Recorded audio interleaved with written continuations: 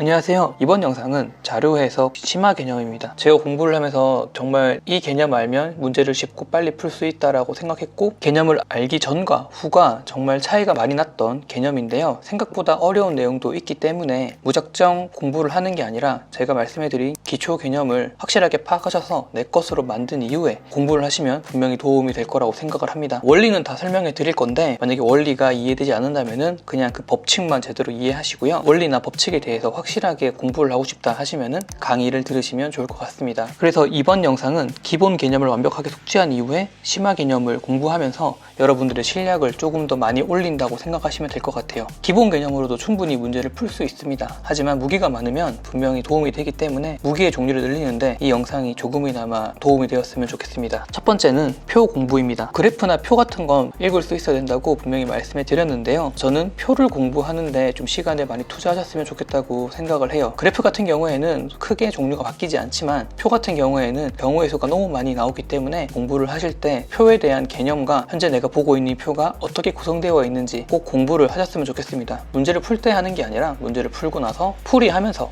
이 표에 대해서 꼭 음미를 제대로 해보셨으면 좋겠습니다. 표 제목, 가로축, 세로축, 단위, 총계가 있냐 없냐를 꼭 보시고요. 총계가 없다면 또 어떻게 접근할지, 어떤 선택지가 나올지도 봐야 됩니다. 표의 구성이 어떻게 되어 있는지, 마지막으로 시계열 파악까지 7개 항목은 꼭 공부를 하실 때 보셨으면 좋겠습니다. 시계열 파악이라고 하는 거는 왼쪽에서 오른쪽으로 시간이 가는지 또는 오른쪽에서 왼쪽으로 시간이 가는지, 습관처럼 왼쪽에서 오른쪽으로 보통 읽잖아요. 그런 습관이 있다면 실수하기 쉽습니다. 표에 제시된 시간이 연속적인지 또는 불연속적인지, 중간에 빈 시간이 있는지 없는지 파악하시면서 공부를 하시면 좋을 것 같습니다. 총계에 대해서 나름 표시를 좀 해봤는데요. 이런 방식으로 총계가 나올 수도 있고요. 또 이런 방식으로 총계가 나올 수도 있어요. 표의 모양이 조금 변하지 않고 다 항목을 나열한 이후에 총계를 나타낼 수도 있죠. 표 문제를 푸실 때에는 꼭 비교 가능한 항목인지 아니면 불가능한 항목인지 파악을 하시면서 문제를 푸셔야 되는데요. 이것을 파악하는 데에는 기준수의 유무가 정말 중요합니다. 기준수가 있으면은 비교할 수 있고 기준수가 없으면은 비교할 수가 없습니다. 제가 가지고 온 표를 아마 한 번쯤이라도 보셨을 겁니다. 2000년 기준의 각 아파트 가격이라는 게 있고요. A 아파트든 B 아파트든 2000년대 가격이 기준입니다. 그래서 100이라고 나와져 있고요. 아파트의 가격이 연도별로는 얼마인지 비교할 수 있습니다. 2000년 A 아파트 가격을 기준으로 했을 때 2010년과 2020년에는 A 아파트 가격이 다 내려갔고요. B 아파트 같은 경우에는 2000년 기준으로 했을 때 2010년, 2020년 다 올라갔습니다. 하지만 2020년도에 A 아파트와 B 아파트의 가격은 비교할 수가 없습니다. 기준 금액이 다르기 때문에 A 아파트와 B 아파트의 기준 금액을 모른다면 이 표를 가지고 A 아파트보다 B 아파트의 가격이 2020년도에 높다라고 말할 수 없을 것 같아요. 기준수의 유무에 따라서 비교를 할 수 있고 할 수 없는 상황이 달라지니까 어떤 비교를 해야 될 때에는 기준수가 있냐 없냐도 꼭 보셨으면 좋겠습니다. 두 번째는 가장 높은 것은 또는 가장 낮은 것을 물어보는 문제에서 자주 나오는 개념입니다. 물론 기본적인 개념으로 그냥 수치 비교를 해서 푸는 게 아니라 조금 꼬아서 문제가 나오는 거기 때문에 가장 낮거나 높은 것을 찾을 때 꼭 이용해 보셨으면 좋겠습니다. 기본 영상에서 분수 같은 경우에는 분자는 분수와 비례를 하지만 분모는 분수와 반비례를 한다고 말씀해 드렸는데요. 단적인 예로 100이라는 숫자를 보면은 1분의 100이라고 표현할 수가 있습니다. 근데 분자가 증가해서 1분의 200이 되면은 분수는 증가하고요. 반대로 분모의 증가량이 많아져서 300분의 200이 되었을 때에는 분수는 감소하게 됩니다. 이 개념을 잘 숙지하고 계시길 바랍니다. 분수의 형태를 이렇게 나타낼 수가 있죠. 그리고 B 대비 C 또는 B당 C로 나타낼 수 있는데 문제를 풀 때 헷갈리지 않도록 하시면 좋을 것 같아요. 가장 낮은 것은 그리고 가장 높은 것은 이라는 문제를 물어볼 때 좀 어려운 문제에서 이 개념이 나오는데요. 표가 제시되고 수출 건수 대비 수출량이 가장 큰 것은 이라고 나옵니다.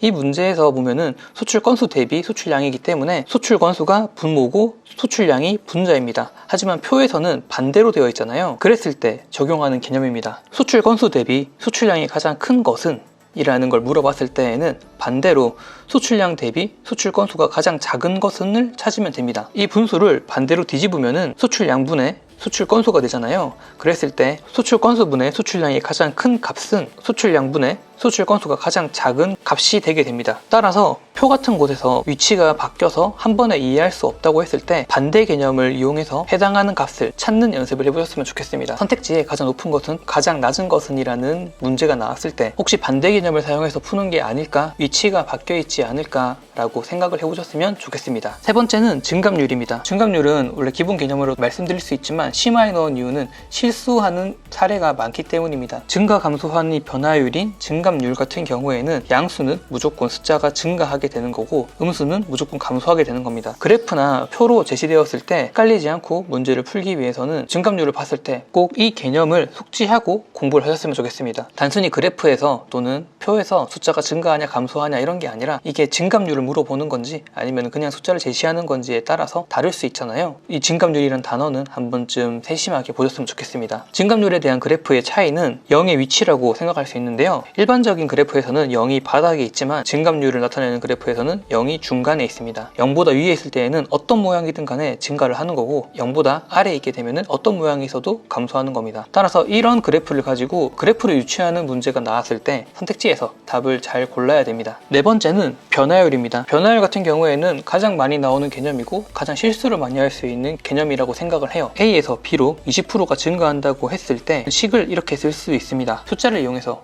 예시를 들자면은 100에서 20%가 증가하면 120이 됩니다. 식으로 쓸게 되었을 때는 이렇게 쓸 수가 있죠.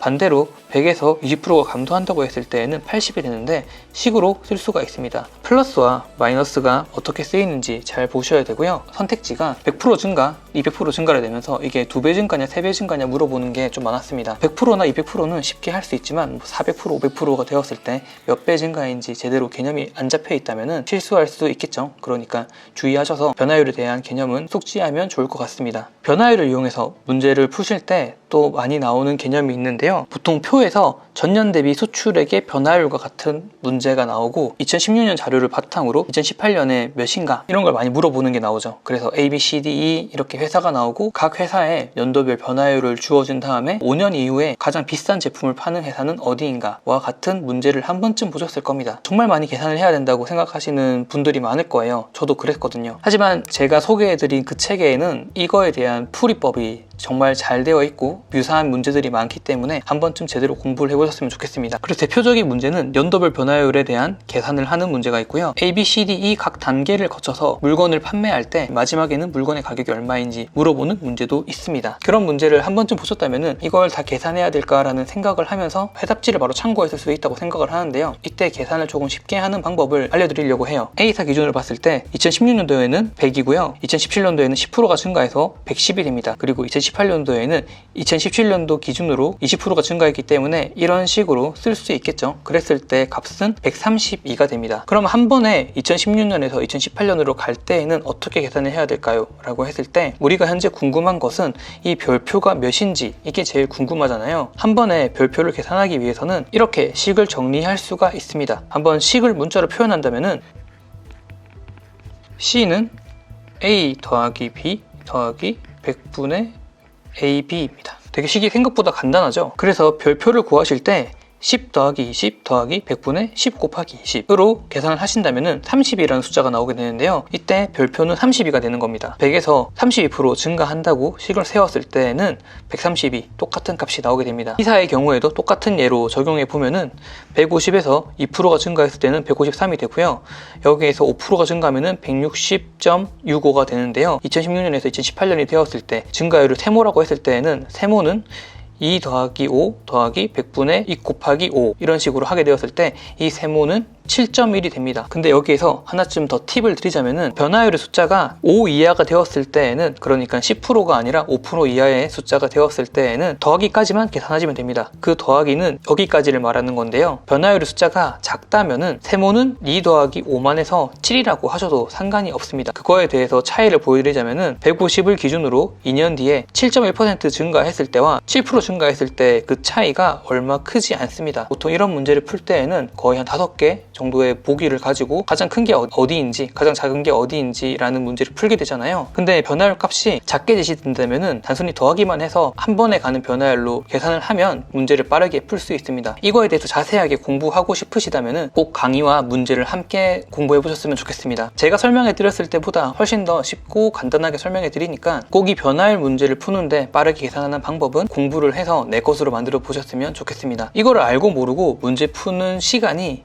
정말 달라질 거예요. 다섯 번째는 항목 내 수치를 이용해서 비율을 구하는 방법입니다. 이 방법은 총계가 주어져 있지 않은 경우에 이용하는 방법이고요. 구성원 간의 숫자 관계를 이용해서 몇 프로인지 물어보는 문제에서 물어보는 퍼센트보다 높은지 아닌지를 빨리 비교하는 방법이라고 생각하시면 될 것 같아요. A반에 안경을 낀 학생이 60명인 경우에 안경을 끈 인원의 비율은 전체 100명 중에 60명이 되기 때문에 60%가 됩니다. 근데 만약에 A반에 안경을 낀 인원이 70명이라고 했을 때 A반에 안경을 낀 인원의 비중이 60% 이상일까? 라고 물어보면은 식을 이런 방식으로 세울 수가 있습니다. 그랬을 때는 63%이기 때문에 60% 이상이 되는 거죠. 전체 인원분의 안경을 쓴 인원을 구하는 게 아니라 렌즈를 낀 인원을 이용해서 A반의 인원이 60% 이상인지 아닌지 보려고 한다면은 A반에 렌즈를 낀 인원을 40%라고 생각하면 됩니다. A반에 렌즈를 낀 인원이 40%라고 가정을 한다면은 여기에서 1.5배를 했을 때 60%가 되는 거잖아요. A반에 렌즈를 낀 인원의 1.5배를 한 숫자보다 안경을 낀 인원이 더 많으면은 60% 이상이 되는 거고, 안경을 낀 인원이 더 적게 된다면은 60% 이하가 있는 거죠. 여기서 핵심은 A반에 렌즈를 낀 인원을 40%로 설정을 하느냐입니다. 결국 전체 인원을 구하지 않더라도 A반에 렌즈를 낀 인원의 수를 이용해서 안경을 낀 인원의 구성비를 알 수가 있게 되는 거죠. 만약에 A반에 안경을 낀 인원이 30명이고 렌즈를 낀 인원이 17명이라고 가정을 한다면은 이때 안경을 낀 인원의 퍼센트가 60% 이상일까? 라고 물어봤을 때 렌즈를 낀 인원 17명을 40%로 생각을 합니다. 그런 다음에 여기에 1.5배를 해서 25.5가 되잖아요. 그랬을 때 안경을 낀 인원은 60% 이상이라고 말할 수 있습니다. 근데 만약에 안경을 낀 인원이 20명이라고 가정했을 때에는 60%보다 안 되겠죠? 이 개념을 한번 잘 숙지하셔서 문제를 풀 때 전체를 구하는 게 아니라 다른 항목을 이용해서 비율을 계산하는 연습을 해보셨으면 좋겠습니다. 이 방법을 알고 모르고의 차이가 생각보다 크기 때문에 개념을 한번 잘 숙지해 보셨으면 좋겠습니다. 또 다른 예를 한번 더 들어보자면은 C반의 렌즈 이용 학생이 75% 이상이냐 라고 물어봤을 때에는 이런 식으로 전체를 구하겠죠.